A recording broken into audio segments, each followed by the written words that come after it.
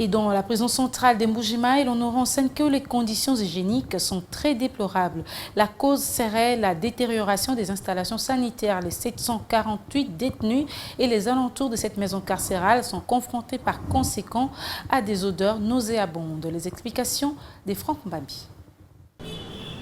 L'insalubrité dans et autour de la prison centrale de Mbujimayi a atteint des dimensions inquiétantes.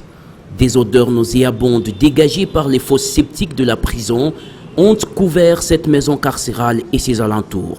Des eaux usées accompagnées des matières fécales remplissent les caniveaux le long du boulevard Laurent-Désiré Kabila.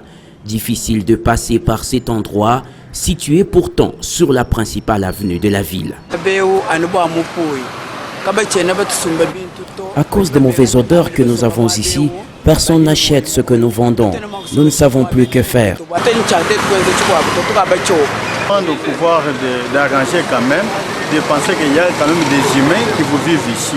Même les prisonniers là, pas vivre dans cette condition où il y a des odeurs qui dérangent, même les passants, ce n'est pas bien. On arrange quand même.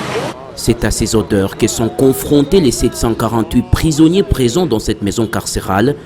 Des conditions de détention on ne peut plus déplorables. Pour améliorer la situation, des grands travaux devraient être entrepris à l'intérieur comme à l'extérieur de cette prison, estime ce technicien.